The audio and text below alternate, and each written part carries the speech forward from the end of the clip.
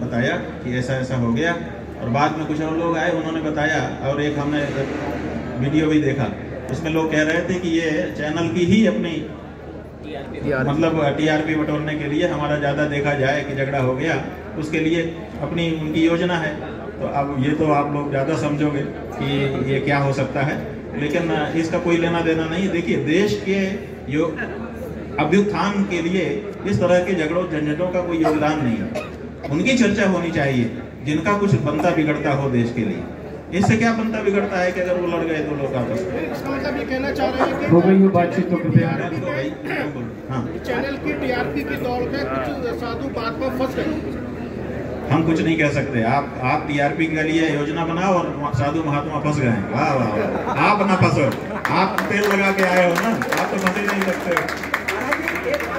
ये है कि अखाड़ों पर आरोप लगता रहता है कि पैसे लेकर महामंडलेश्वर बनाया जाता है फिल्म अभिनेताओं को, बिल्डरों को, उसको लेकर क्या कहेंगे आप? भाई अखाड़ों से पूछिए, हम भी जानना चाहेंगे कि ऐसे आरोपों के बारे में आपका क्या कहना है। हम तो अखाड़ा नहीं है ना, हम तो अखाड़े से अलग हैं। इसलिए अखाड़ों से जो संस्था होती है अपना स्वायत्त होती है। अखाड़े स्वायत्त संस्था है, अपने ढंग से अपना काम करते हैं। वो क्या कर रहे हैं, कैसे कर रहे हैं, इस बारे में उन्हीं से पूछना ज़्यादा बेहतर होगा।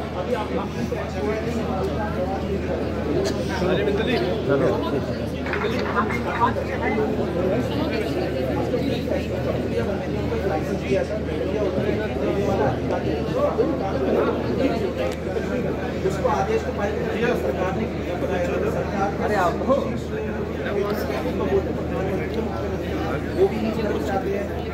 कोई हिंदू धर्म से नहीं, जो गौ हत्या के बारे में अनुमति दे रहा है वो हिंदू नहीं हो सकता भैया, चाहे वो अधिकारी हो, चाहे नेता हो, चाहे वो पदाधिकारी हो।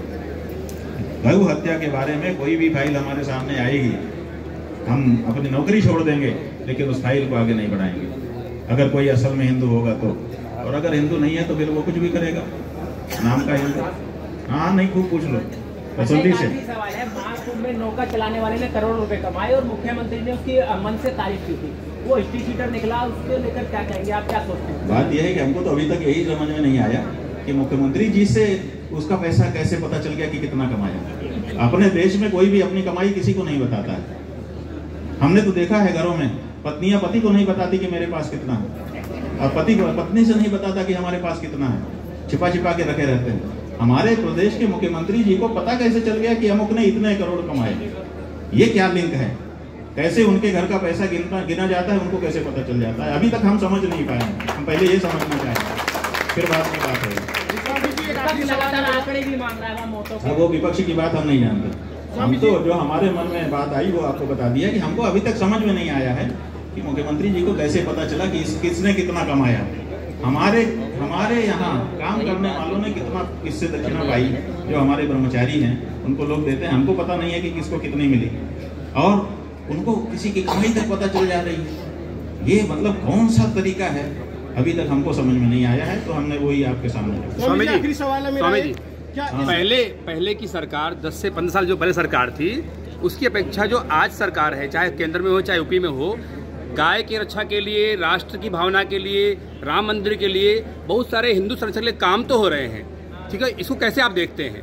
देखिए, हम यही देख रहे हैं कि जब हम गाय के बारे में डाटा निकाल करके देखते हैं तो हम पाते हैं कि ये सरकार आने के बाद से गौमांस के निर्यात का डाटा बढ़ा। अभी एक आपके ही पत्रकार बंधु ने हमसे पूछा कि ब्राजील के बाद दूसरे नंबर पे भारत आ गया, ये किसके कार्यकाल में आ गया? अगर हिंदूवादी सरकार के कार्यकाल में आ गया तो अब ये हिंदूवादी सरकार पर प्रश्न चिन्ह खड़ा हो गया। तो गौर सरकार ने बहुत सारे राज्यों में गाय हत्या बंद भी करा दी है। भाई, हमने बताया कि वो चाल है कि यहाँ न काट के वहाँ काटो।